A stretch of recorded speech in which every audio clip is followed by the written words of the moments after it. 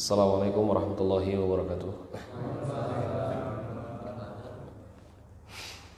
Alhamdulillah wassalatu wassalamu ala Rasulillah wa ala alihi wa sahbihi wa man tabi'ahu bi ihsanin ila yaumiddin. Asyhadu an la ilaha illallah wahdahu la syarikalah wa asyhadu anna Muhammadan abduhu wa rasuluh. Allahumma salli ala Muhammadin wa ala ali Muhammad kama shallaita ala Ibrahim wa ala ali Ibrahim wa barik ala Muhammad kama barakta ala Ibrahim wa ala ali Ibrahim fil alamin innaka Hamidum Majid. Bapak-bapak jamaah salat maghrib Masjid Nurul Hidayah ya. Karena tadi sebelum menyebut Masjid Nurul Jihad supaya ganti nama ya, jadi Nurul Hidayah. Insyaallah dua-duanya bagus ya, insyaallah. Yang insyaallah kita dirahmati oleh Allah Subhanahu wa taala di malam hari ini ya. Yang pertama kita bersyukur bahwa kita masih diberikan nikmat iman dan juga nikmat sehat. Karena dua nikmat ini mungkin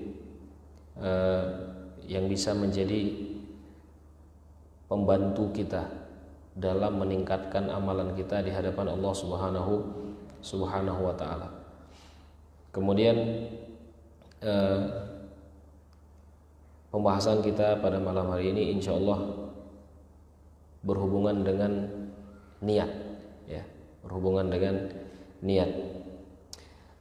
Ana mengambil pembahasan ini dikarenakan para ulama-ulama terdahulu juga menulis buku-buku mereka. Salah satunya Imam Bukhari ya. Beliau menulis hadis yang pertama yaitu hadis tentang niat. Rasulullah SAW pernah menyebutkan innamal a'malu binniyat wa innama likulli imri'in ma nawa. Sesungguhnya amalan seseorang itu tergantung dengan niatnya. Selain Imam Bukhari, Imam An-Nawawi juga menuliskan hadis ini di buku beliau. Hadis pertama dalam kitabnya Arba'in An-Nawawiyah. Jadi banyak para ulama menuliskan hadis ini di pertama, di muqaddimah buku-buku mereka. Dikarenakan apa? Dikarenakan memang niat itu paling penting dalam menentukan nilai ibadah kita di hadapan Allah Subhanahu wa taala. Ya. Maka Rasulullah SAW menyebutkan innamal a'malu binniyat.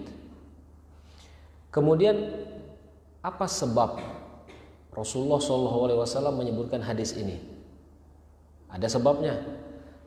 Sebab-sebab Rasul wurud. Kalau Al-Quran itu turun namanya asbab nuzul.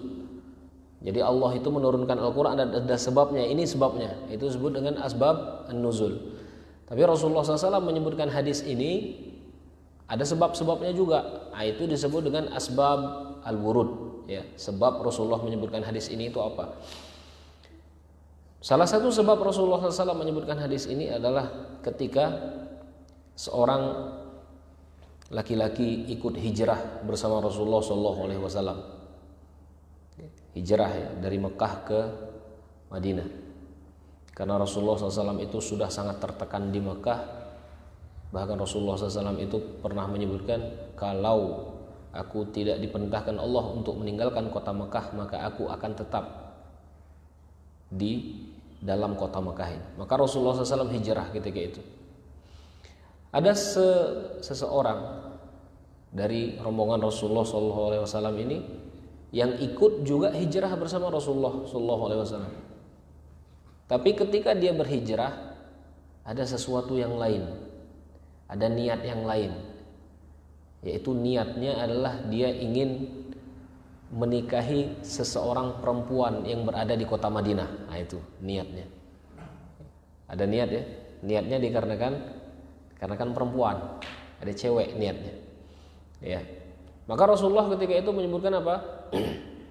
Faman kanat hijratuhu lid-dunya yusibuha aw imra'atin yankihuha. Barang siapa yang hijrah dikarenakan perempuan yang dia ingin nikahi, atau dia itu hanya ingin mencari kenikmatan-kenikmatan dunia saja, maka dia hanya mendapatkan itu. Hanya itu yang dia dapatkan. Ya. Apa maksudnya? Kalau seseorang itu salah dalam menancapkan niat dia, walaupun nilainya itu ibadah, dia tidak akan mendapatkan pahalanya. Dia hanya mendapatkan apa yang dia niatkan. Ya, itu maksud dari perkataan Rasulullah. Faman kanat hijratuhu ilallah, barang siapa yang hijrah dikarenakan Allah wa Rasul, dan dia hijrah dikarenakan Rasulullah sallallahu alaihi wasallam, fa hijratuhu ila ma hajara ilaihi, maka dia juga akan mendapatkan pahala hijrahnya. Ini penting bab niat. Ya, ini pentingnya bab niat.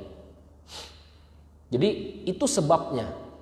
Sebab Rasulullah menyebutkan hadis ini dikarenakan ada salah satu sahabat itu yang salah niat ingin ikut Rasulullah SAW. Dan ini juga banyak kita temukan di kawan-kawan kita sekarang itu. Kawan-kawan itu kadang-kadang ada yang ikut kajian itu dikarenakan banyak cewek yang jilbab lebar. Kadang-kadang nongkrong kalau dia di masjid nongkrong. Ya, pas ibu-ibu butuh bubar, dia kan baca ningo. Itu salah niat juga. Dia duduk di depan masjid itu salah niatnya.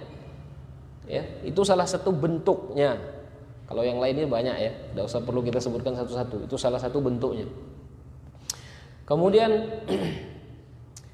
para ulama menjelaskan hadis ini ya. Di hadis ini banyak sekali penjelasannya. Salah satu yang masyhur adalah perkataannya Imam Ibnu Rajab.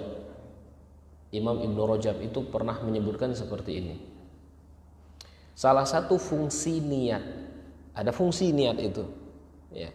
Salah satu fungsi niat itu adalah yang pertama, membedakan antara ibadah dengan adat, kebiasaan. Ada namanya ibadah, ada yang namanya kebiasaan. Maka dengan niat, nilainya pun nanti akan berbeda. Ya, nilainya pun nanti akan berbeda. Ana kasih contoh seperti ini, mudah. Apa kebiasaan kita sehari-hari? Coba sebut. Apa ya? Kebiasaan kita sehari-hari apa ya? Hah? Begawe. Terus yang lain? Apa lagi? Makan, minum. Nah, itu kebiasaan. Kebiasaan kita sehari-hari bangun di pagi hari, kemudian setelah bangun pagi hari sarapan pagi, setelah sarapan pagi kita pergi begawe, benar? Habis begawe, kalau istirahat zuhur, kemudian ya teruslah seperti itu. Ya. Bedakan antara kebiasaan dan ibadah. Ketika kebiasaan-kebiasaan itu kita niatkan untuk beribadah, maka kita akan terpercik pahalanya. Ya, kita akan terpercik pahalanya. Kalau kebiasaan-kebiasaan yang kita lakukan itu kita niatkan ibadah kepada Allah Subhanahu wa taala, maka kita akan terpercik pahalanya. Begitu juga ibadah. Sesuatu ibadah yang hanya kita niatnya itu untuk melakukan kebiasaan saja, untuk menggugurkan kewajiban. Paham ya? Paham enggak maksud aku? Orang yang beribadah hanya ingin menggugurkan kewajiban saja. Ya. Tujuan kita beribadah itu apa ya? Kira-kira? Ada yang tahu enggak? Tujuan kita beribadah itu untuk mencari ridho Allah. Itu yang kita cari. Kalau kita beribadah itu mencari ridho manusia, berarti salah niatnya. Kalau kita beribadah itu cuman untuk ngisi list kita baik, oh lah jamnya ini, itu salah juga, gitu. Ya, jadi cuman ngisi tabel istilahnya. Jadi orang-orang yang melakukan ibadah itu hanya kebiasaannya saja. Memang kebiasaannya seperti itu. Tapi dia tidak ada niat untuk mencari ridho Allah di dalam ibadahnya. Maka dia juga akan mendapatkan pahalanya ya seperti itu. Kurang pahalanya. Ya. Jadi yang pertama adalah membedakan antara kebiasaan dan juga ibadah. Maka alangkah baiknya ketika kebiasaan-kebiasaan kita itu kita niatkan beribadah kepada Allah Subhanahu wa taala. Ya. Terutama kebiasaan-kebiasaan kita itu kalau bisa distandarkan dengan kebiasaan-kebiasaan yang dilakukan oleh Rasulullah SAW. Kita tidur, kebiasaan tadi ya. Kita tidur, tidak mungkin orang itu tidak tidur. Rasulullah juga tidur. Kita makan, Rasulullah juga makan. Kita minum, Rasulullah juga minum. Bahkan Rasulullah SAW itu menegur orang yang dia beribadah terus, tidak stop-stop. Kemudian dia puasa terus, tidak stop-stop. Kemudian dia tidak nak kawin. Dia tidak nak kawin. Ngapain? Seolah-olah menikah ini menyibukkanku untuk meninggalkan ibadah. Itu ya. Ketika Rasulullah SAW melihat laki-laki seperti ini, Rasulullah tegur. Rasulullah menegur orang yang sholat terus, tidak berhenti. Rasulullah tegur. Apa kata Rasulullah? Aku juga sholat dan aku juga tidur, kata Rasulullah. Rasulullah juga sholat dan Rasulullah juga tidur. Itu yang diajarkan. Ya. Kemudian Rasulullah menegur orang yang puasa terus tidak sibuk buka. Aku juga berpuasa, kata Rasulullah, dan aku berbuka, kata Rasulullah. Kemudian menegur laki-laki yang tidak mau menikah, seolah-olah menikah itu menyibukkan dia dari ibadah kepada Allah Subhanahu Wa Taala. Rasulullah tegur juga, aku juga beribadah dan aku menikah, kata Rasulullah. Jadi kebiasaan-kebiasaan ini Rasulullah tegur. Dikarenakan kebiasaan-kebiasaan ini kalau kita niatkan karena Allah, maka kita juga akan mendapatkan pahalanya. Bahkan Rasulullah SAW itu pernah menyebutkan ya, luqmah, setiap suap nasi yang kita berikan kepada istri kita itu nilainya ibadah. Maka ini pentingnya niat, membedakan antara ibadah dengan kebiasaan. Contoh lainnya, tidur itu ibadah. Tidur itu ibadah dan juga kebiasaan. Kalau kita tidur, kita niat tidur kita itu bernilai ibadah. Macam mana caranya? Tidurlah sesuai dengan kebutuhan kita. Jangan tidur sesuai dengan nafsu kita. Ya, ini bedanya. Tidurlah sesuai dengan kebutuhan kita. Apa kebutuhan kita? Ya, tidur. Umar bin Khattab ini setelah Isya itu dia sweeping, nyari orang-orang. Kalau pembicaraannya itu ngerumpi orang-orang itu, isinya ilmu, dibiarkan.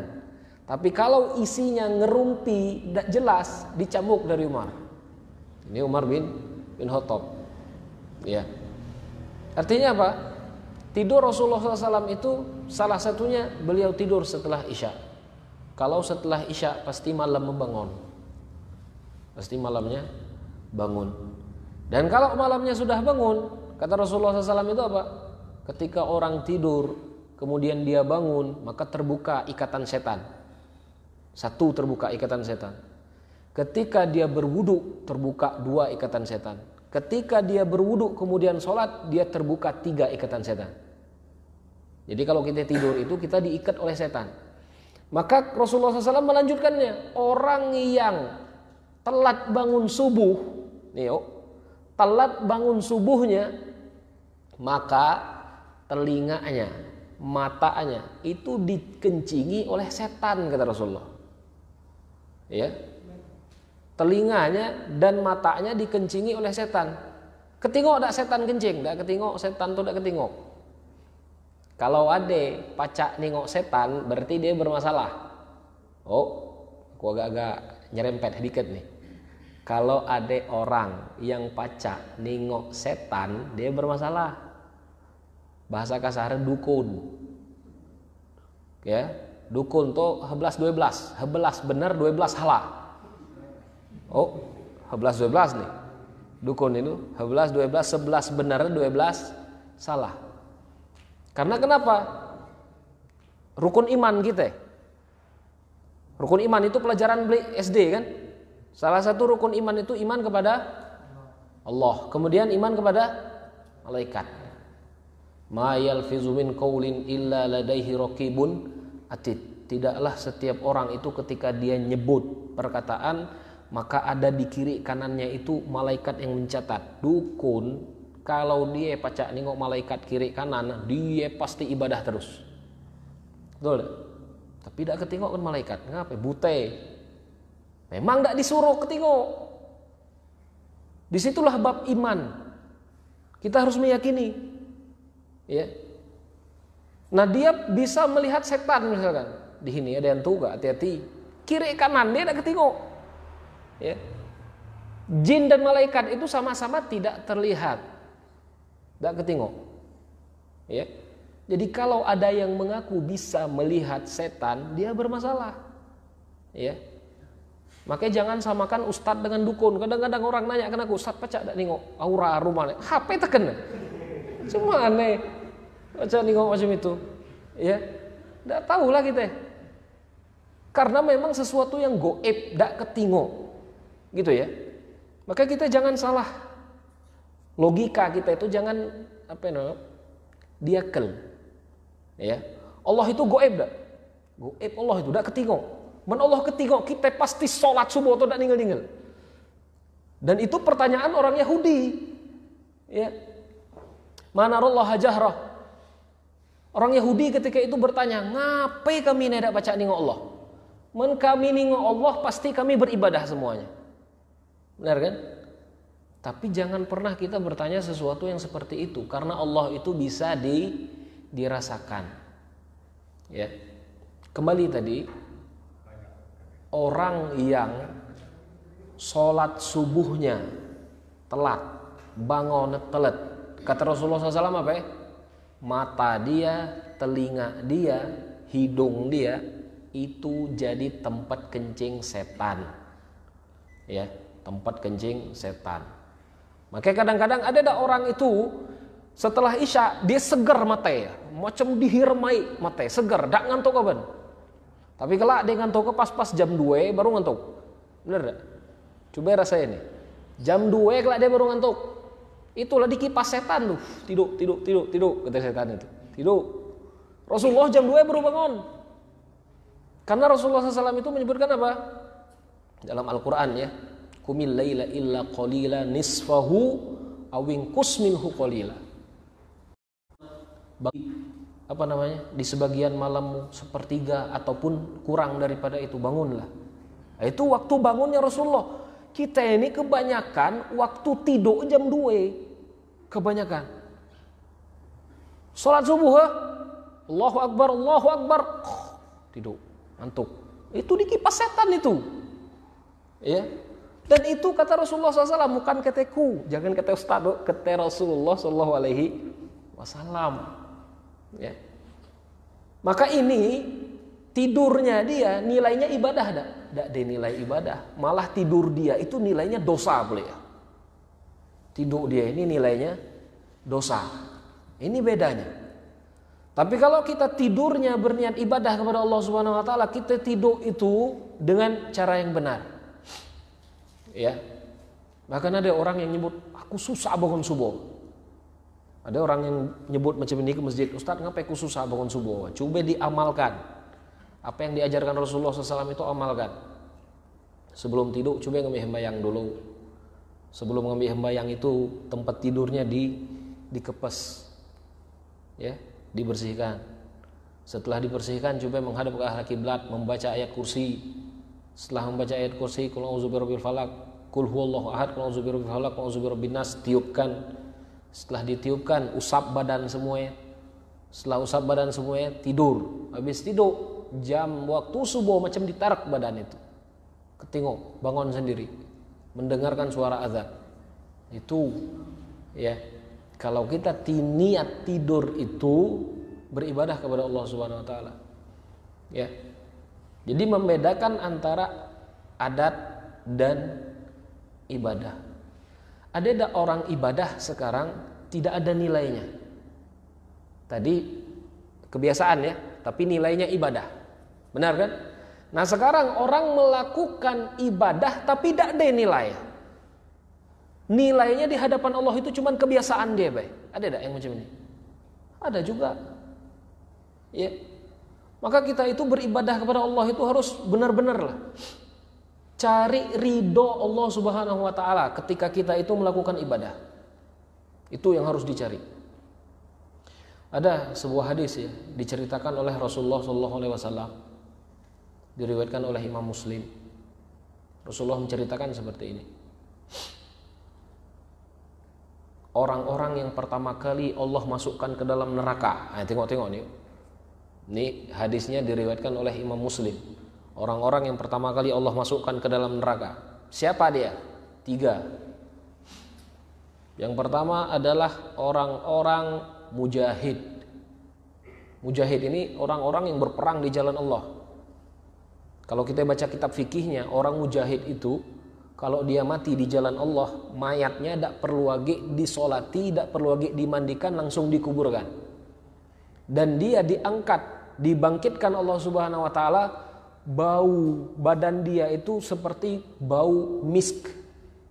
Tidak ada disolati, tidak ada dimandikan, langsung dikuburkan. Tapi ada mujahid-mujahid itu yang Allah langsung masukkan ke dalam neraka. Ya, ada mujahid-mujahid yang langsung Allah masukkan ke dalam neraka. Ketika itu Allah bertanya, Allah nanya dengan dia, apa yang engkau lakukan di dunia? Allah nanya nih dengan dia nih. Orang ini menyebutkan, ya Allah, aku di dunia berjihad di jalanmu. Dia nyebut nih orang ini, aku berjihad di jalanmu ya Allah. Ya. Kemudian Allah nyebut, kadzabta, ente ini ngakel, kata Allah. Bohong kamu nih. Ya. Niat itu di sini, di dalam hati kita. Niat itu. Ya. Bisa jadi lisan kita nyebut, aku nelah udah mayang. Tapi hati kita tuh nyebut, haroh mayang ini. Benar enggak? Hati-hati. Ya. Yang seperti ini yang harus hati-hati. Gitu loh. Maka ada ketika itu mujahid, dia ditanya Allah Subhanahu wa taala, kenapa, apa yang engkau lakukan di dunia? Aku telah berjihad ya Allah. Kemudian Allah jawab, kane ngakel kan? Engkau ini berjihad hanya untuk disebut, oh engkau ini pahlawan, engkau ini rupanya pemberani. Hanya apa sebab apa? Salah niat. Perbuatan dia baik tak? Baik perbuatan dia. Perbuatan dia baik. Tapi perbuatan baik dia diiringi dengan niat yang salah. Nah ini yang bahaya. Perbuatan baik dia diiringi dengan niat yang salah. Ya. Kemudian yang kedua. Siapa yang kedua? Al-munfik. Orang yang rajin sedekah. Orang yang rajin sedekah ini ditanya Allah ketika di akhirat. Allah tanya, ya, apa yang telah engkau lakukan di dunia? Aku telah berinfak. Hartaku sudah aku infakkan ya Rasulullah. Ya Allah, bukan ya Rasulullah. Karena Allah yang nanya. Ya, Allah yang bertanya. Aku sudah berinfak harta-hartaku. Allah jawab, nakal kan nih. Ngakal boleh nih yang kedua ini. Ngapain? Kak berinfak hanya ingin disebut dermawan. Ada. Ada musim kan? Makanya banyak musim orang itu berinfak mendadak. Orang pakai peci mendadak, itu hala jalan. Ya, sanwen-wen tapi jemput bahaya. Ya. Orang infaknya mendadak, ada musim. Ya ada. Kalau Allah tanya itu, karena berinfak untuk siapa? Aku lah udah berinfak ya Allah. Ya. Masjid-masjid lah udah aku beri karpet misalkan. Orang-orang miskin lah udah aku beri beras. Ditanya untuk siapa? Akal kan ya. Karena berinfak hanya untuk A, B, C dan D. Nah itu. Ya. Allah masukkan dia ke dalam neraka. Ya. Allah masukkan ke dalam neraka. Yang ketiga, Allah tanya. Orang yang ketiga ini orang yang alim. Alim itu yang yang mempunyai ilmu. Apa yang engkau lakukan di dunia? Aku telah mempelajari ayat-ayatmu. dan aku telah mengajarkannya. Maka Allah ketika itu menyebutkan kadzabta, bohong kamu ini. Engkau hanya mempelajari ayat-ayat ini hanya untuk disebut alim. Hanya untuk disebut alim. Maka hati-hati kalau kita belajar hanya untuk disebut alim. Hati-hati itu. Biasa ada ciri-ciri ya. Orang itu ingin disebut alim, ada ciri-ciri ya. Ya. Para syekh itu menyebutkan, guru-guru kita dulu yang menyebutkan, kalau kita belajar itu usahakan kita mempelajari ilmu untuk memperbaiki diri kita sendiri dulu. Itu para guru-guru kita itu mengajarkan seperti itu. Ya, ini salah satunya.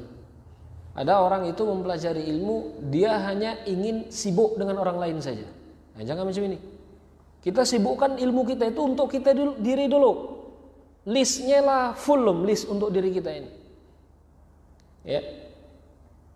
Maka Rasulullah SAW menceritakan ketika Allah bertanya kepada orang alim ini, apa yang engkau lakukan di dunia? Dia bertanya, aku sudah mencari ilmu dan aku sudah mengajarkannya. Allah sebut apa ya? Bohong kamu ini. Kamu ini belajar ilmu hanya untuk disebut alim. Hanya untuk disebut apa namanya? Fulan, fulan dan fulan. Ya. Ini yang kita sekarang. Nauzubillah kalau kita duduk di sini mempelajari ilmu salah niat. Makanya kita tadi benar-benar kita duduk di sini ini benar-benar untuk mengamalkan apa yang kita pelajari. Terutama ibadah-ibadah kita itu menjadi diridhoi Allah Subhanahu wa taala. Nilai ibadah kita itu betul-betul nilainya ridho. Ridho Allah Subhanahu wa taala. Maka dalam Quran kan banyak disebutkan radhiyallahu anhum wa radu anhu. Salah satu sifat orang muslim itu adalah ketika Allah itu ridho dengan mereka dan mereka pun ridho dengan hukum Allah Subhanahu wa taala, apa yang Allah tetapkan kepada mereka. Itu ya. Makanya ibadah-ibadah kita itu yang lain-lainnya itu coba kita niatkan karena Allah Subhanahu wa taala. Ya. Coba Sufyan Ats-Tsauri. Sufyan Ats-Tsauri ini seorang tabi'in, dia berkata, salah satu ciri orang yang betul-betul niat ibadah karena Allah Subhanahu wa taala adalah ketika dia beribadah dicela dia tetap beribadah dan ketika dia dipuji dia tetap beribadah. Itu salah satu ciri-ciri. Kalau kita beribadah dipuji, kita langsung bangkit, nak ibadah terus. Pas dia dipuji langsung, malas, itu kacau tuh berarti kita. Berarti kita kacau, error nih, server rusak. Ya, ini perkataan Imam Sufyan Ats-Tsauri. Salah satu orang itu ikhlas karena Allah Subhanahu Wa Taala apa ya? Niatnya betul-betul karena Allah Subhanahu Wa Taala. Dia dipuji, dia tetap seperti itu. Dia dicela, dia tetap seperti itu. Ya, ada kan kadang-kadang kalau kita duduk di masjid ini ada orang kiri kanan, lalim gini yo, tuh kadang-kadang, benar nggak? Padahal kita kayak baru belajar, ya, ada perkataan seperti itu. Nah kalau kita goncang dengan seperti itu, berarti kita agak-agak salah, ya, agak-agak hang server ini.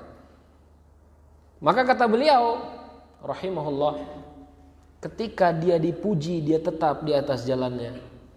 Ketika dia dicela dia juga tetap di atas jalannya.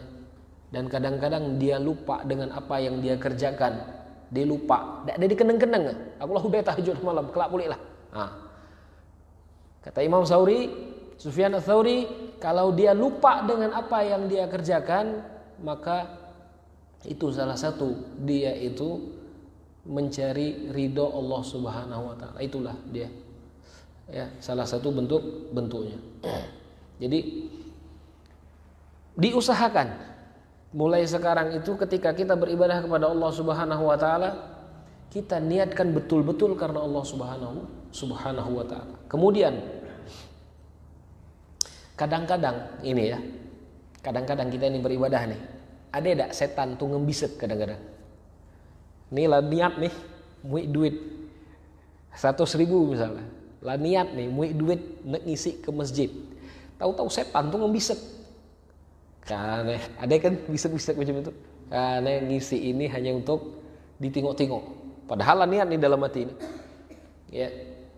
Maka di sini para ulama pun menjelaskan, kalau di tengah jalan ada bisikan-bisikan setan itu supaya kita meninggalkan amalan yang baik, ya, maka bantulah niat kita itu dengan lisan. Ya, bantu niat kita itu dengan lisan. Maka ku perluas ya sedikit. Niat itu awalnya di hati. Ya, niat itu awalnya di hati. Tapi ketika hati kita itu goncang, ragu-ragu, syak, ragu-ragu kan. Kadang-kadang setan itu membisiki, ya. Setan itu membisiki sampai ke dalam hati kita kadang-kadang, nyuruh kita itu meninggalkan ibadah itu seperti itu. Ya, nyuruh kita itu meninggalkan majelis ilmu seperti itu. Ada kadang orang-orang itu meninggalkan majelis ilmu apa ya? Itulah isinya, itulah isinya. Itulah kadang-kadang. Itu bisikan setan itu. Ya. Jadi bantu hati kita itu dengan lisan. Ya, bantu hati kita itu dengan lisan. Ajak Allah Subhanahu wa taala itu berbicara. Ya. Ya Allah, ketika aku mengeluarkan duit ini ada bisik di pikiranku, di hatiku untuk tidak mengeluarkan uang ini. Ya. Maka aku keluarkan uang ini hanya karena Engkau Subhanahu wa ta'ala. Sudah masukkan. Bantu lisan.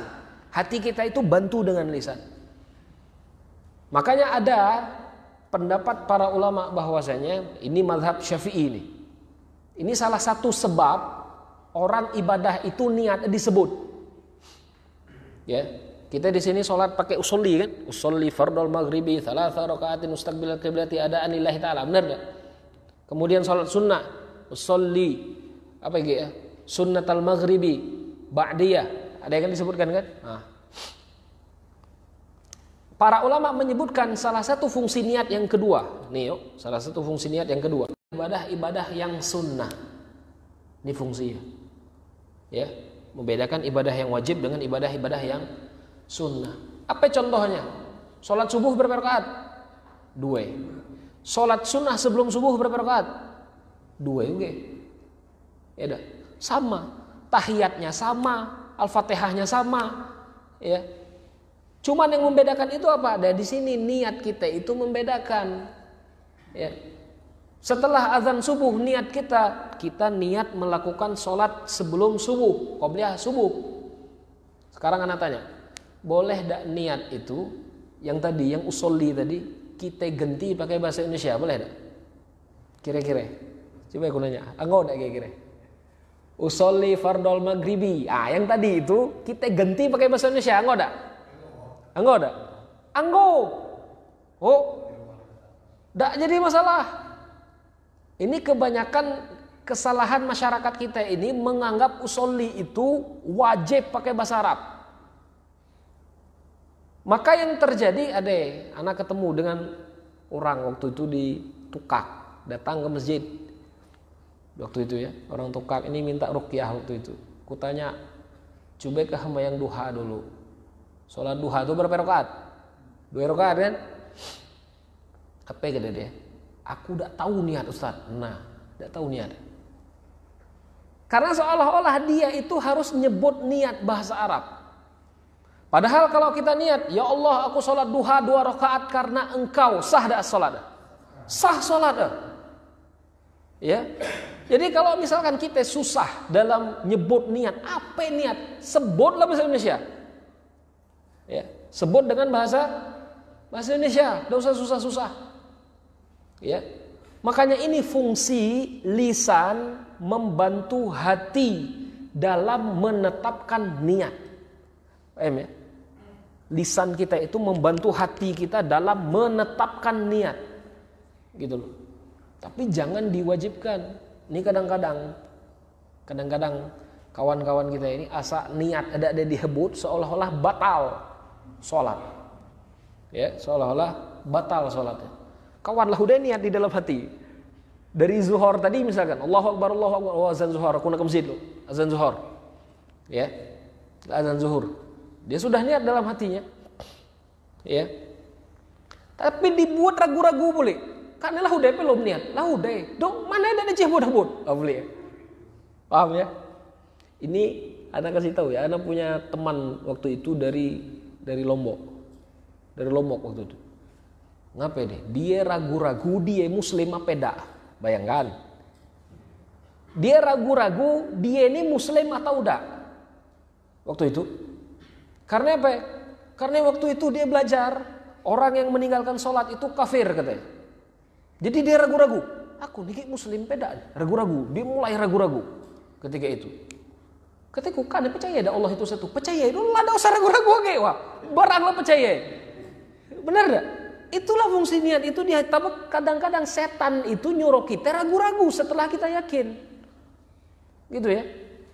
Maka kalau kita sudah yakin dengan suatu keyakinan dan ada keraguan-raguan, bantu keyakinan itu dengan lisan.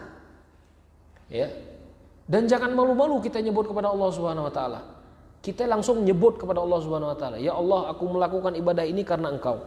Jangan sampai aku meninggalkan ibadah ini dikarenakan bisikan-bisikan syaitan yang lain." Jadi seperti itu.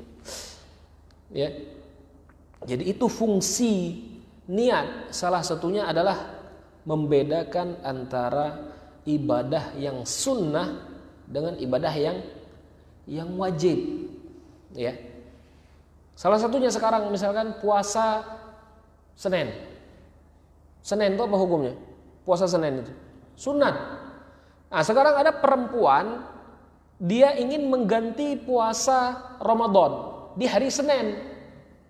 Di hari Senin. Ya. Dia niat puasa Senin apa niat puasa mengganti Ramadan? Mengganti Ramadan. Dapat enggak pahala puasa Senin? Udah dia dapat. Ya, enggak dia dapat. Karena apa? Karena ibadah yang wajib tidak bisa digandeng dengan yang sunnah. Ya. Jadi seperti itu. Maka salah satu fungsi niat adalah membedakan antara ibadah. Maka kalau kita membedakan antara ibadah wajib dan ibadah yang sunnah, ya, cukup di hati. Boleh disebutkan. Paham ya? Boleh disebutkan. Boleh itu dalam ilmu fikih. Boleh itu di tengah. Wajib, sunnah. Habis sunnah makruh. Habis makruh haram. Habis haram di tengah-tengahnya boleh.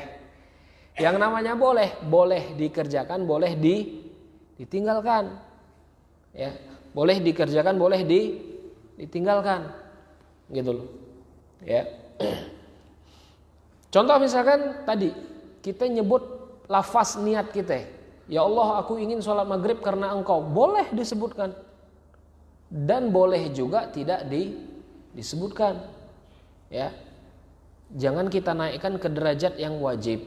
Kalau kita naikkan ke derajat yang wajib, ditakutkan orang-orang ngambil jalan pintas. Aku tidak tahu, ujung-ujung dikutang sholat yang dikutang. Dia tidak tahu lafaz niat sholat yang dikutang sholat. Paham tidak? Yang ditinggal sholat. Gitu loh. Hanya dikarenakan tidak tahu lafaz niat. Paham tidak maksud aku? Hati-hati halah tangkap nih, menhalah tangkap nih pecah halah nih. Ya. Paham maksud aku ya? Orang tidak mengetahui lafaznya apa, ya, lafaz untuk menggunakan sholat itu apa, tahu-tahu dia tidak sholat, yang dikutang sholat, yang dikutang, ya, ini kadang-kadang, dan ini berpengaruh di ibadah-ibadah yang lain. Salah satu misalkan kita sedang mencari nafkah, nafkah itu ibadah kan, mencari nafkah untuk istri ibadah kan. Taruhlah kita mencari nafkahnya misalkan pelaut misalkan. Pas di laut itu badai susah. Ya, nak sholat susah. Kita takhir, kita gabung sholatnya. Ini kalau kita masuk ke dalam hukum-hukum fikih lah. Ya, ini cuman ku ngambil cangget-cangget bae nih supaya paham. Kita gabung. Sholatnya antara sholat zuhur dengan sholat asar. Kita gabung. Paham ya? Sholat zuhur itu digabungkan sholat asar. Apa alasannya? Karena berpergian jauh, safar. Untuk mencari rizki dia. Dan dikarenakan cuaca itu ekstrim. Sehingga dia tidak bisa sholat itu pada waktunya. Jadi dia gabung sholatnya. Ya. Dijamak. Ya. Ada orang itu tidak tahu niat jamak itu apa ya? Tidak tahu niat. Ya. Boleh tidak pakai bahasa Indonesia? Kata gue tadi. Boleh.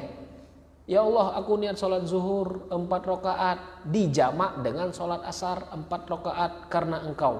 Allahu Akbar. Sah tak? Sah. Tapi ada orang tidak tahu lafaz niat sholat di kuteng. Tak hamba yang zuhur, tak hamba yang asar. Ya, tak hamba yang zuhur, tak hamba yang asar. Apa yang terjadi? Berdosa. Itu dosa lebih besar. Ya. Dan ini salah satu fungsi kita belajar. Ya, salah satu fungsi kita belajar itu artinya ibadah kita kepada Allah itu nilainya akan lebih baik daripada orang-orang yang tidak belajar. Itu beda. Ya. Salah satu fungsi kita itu belajar, nilai ibadah kita kepada Allah itu lebih baik daripada orang yang tidak belajar. Dikarenakan mungkin orang yang tidak belajar itu dia beribadah cuman menggugurkan kewajiban. Bahkan orang pun tidak belajar banyak yang tidak melakukan kewajibannya. Ya, berapa banyak orang sekarang itu kalau kita data statistik meninggalkan sholat itu lebih banyak daripada orang yang sholat. Padahal sholat itu ya yang paling pertama kali ditanya waktu kita meninggal. Yang pertama kali ditanya itu sholat, bukan yang lain. Pas kita meninggal kelak. Tapi agak banyak orang yang meninggalkannya. Ya. Dan banyak orang yang salah dalam menilai. Paham ya maksud aku? Kelak belah, aku gak banyak dosa lain. Jadi kelalu lah sholat. Nah, ini salah nih. Ini namanya kan banyak seksi-seksi di pinggir jalan nih. Ya dah. Banyak cewek sekarang itu kelak aku pakai jilbab, akhlak aku jihad misalkan. Oh seksi terus sampai ujung-ujung. Ngapain? Karena akhlak kita itu diperbaiki perlahan. Akhlak kita itu sama dengan ibadah kita kepada Allah itu perlahan memperbaikinya. Kalau nak beribadah, baru nak bagus semua ya, tak bakal ibadah kita ujung-ujung. Benar tak? Kita baru nak sholat 5 waktu, kita nunggu, kelaklah nunggu lisanku bagus, kelaklah nunggu akhlak aku bagus kan tetangga, mungkin ya jihad akhlak aku, dak dicih bayang ujung-ujung. Ya. Dikarenakan apa? Dikarenakan ketika kita sholat itu, ya, itu yang akan memperbaiki karakter kita, yang memperbaiki akhlak kita, yang memperbaiki keimanan kita. Karena Allah menyebutkan apa ya? Inna sholata tanha anil fahsya'i wal munkar. Sesungguhnya sholat itu mencegah perbuatan keji dan mungkar. Kalau ada orang yang sholat tetap melakukan perbuatan keji dan mungkar, ini biasa ya, banyak ayat ini dipakai untuk orang-orang Islam yang banyak korupsi ya. Ini kadang-kadang benar kan? Ayat ini kadang-kadang dikeluar untuk orang Islam. Orang Islam ini sholat rate, korupsi rate oke. Macam itu udah usah sholat lah. Aku dah ada sholat, dah ada makan duit orang. Itu beda pula dosa. Itu artinya beda nyari dosa. Yang hiko nyari dosa meninggalkan sholat, yang hiko nyari dosa makan duit orang. Gitu loh. Kada makan duit orang tapi kamu meninggalkan sholat, engkau memilih dosa sholat. Gitu loh. Yang hiko makan duit orang. Berdosa tak makan duit lo. Dosa makan duit orang itu. Ya. Dan ini dosa yang paling berat. Salat dosa yang paling berat antara Allah dengan makhluk. Halah tunjuk nih. Halah tunjuk. Antara Allah dengan makhluk. Makan duit orang itu dosa paling berat antara makhluk dengan makhluk. Karena kita itu akan ditanya dua, hak Allah dan hak makhluk. Orang yang makan sejengkal tanah, sejengkal nih. Sejengkal. Ada tak nilai duit sejengkal itu? Tak ada kan? Meter berapa ya misalkan? Nilai 1.000.000 semeter. 1 kali 1 1.000.000. Sejengkal itu taruhlah misalkan berapa duit? 100.000, 50.000. Ya dah. Rasulullah menyebutkan yang makan panah 1 jengkal di dunia, Allah timpakan 7 lapisan bumi di neraka. Nauzubillah. Itu hak siapa? Hak manusia. Hak manusia. APG yang lebih MMBT, TMTM itu. Ya, lebih kali ya. Astagfirullahalazim lagu. Udah tahu gak ngembayang. Ya, macam mana? Padahal azab neraka itu paling ringan, bau. Ini paling ringan. Rasulullah SAW itu menyebutkan paling ringan azab neraka itu kita berjalan di atas bara api. Bara api otak kita itu mendidih, macam ngerebus telur itu. Nauzubillah. Itu paling ringan itu. Coba latihan. Latihan lo nijak bara api di dunia nih. Lah kuat dong kira-kira. Mana kuat gawe lah. Ya. Tidak jadi masalah. Tapi mana jangan kuat, wah jangan bahaya. Ya. Jadi seperti itu. Maka ini pentingnya niat dalam melakukan suatu ibadah. Sampai sini baik dulu ya. Insyaallah kelak kita lanjut di minggu hadap insyaallah ya. Kelak kalau ada pertanyaan, kelak aku bagi. Ini kan rata-rata 45 menit, 30 menit kelak aku isi materi ya, 15 menit kelak tulis pertanyaannya di kertas. Kelak aku jawab, kalau mampu aku jawab, mendak mampu aku jawab PR berarti. Kan PR. Karena tidak semua pertanyaan itu dijawab. Imam Malik itu dia mendapatkan 30 pertanyaan, yang dijawab cuma berapa? Sisanya dia jawab aku tidak tahu, ya. Jadi mendak tahu PR, ya dah. Kalau baru dijawab minggu ada. Jadi kalau minggu depan kalau ada pertanyaan, kalau insya Allah 30 menit kita isi materi, 15 menit kalau kita isi dengan tanya jawab. Karena udah iso aku ngecek break ngapal di masjid, ya. Jadi seperti itu. Semoga apa yang kita pelajari hari ini mendapatkan berkah dan semoga kita diberikan istiqomah dalam menuntut ilmu agama dan mencari ridha Allah Subhanahu wa taala. Kita tutup dengan kafaratul majlis. Subhanakallahumma bihamdika asyhadu an la ilaha illa anta astaghfiruka wa atubu ilaik. Assalamualaikum warahmatullahi wabarakatuh.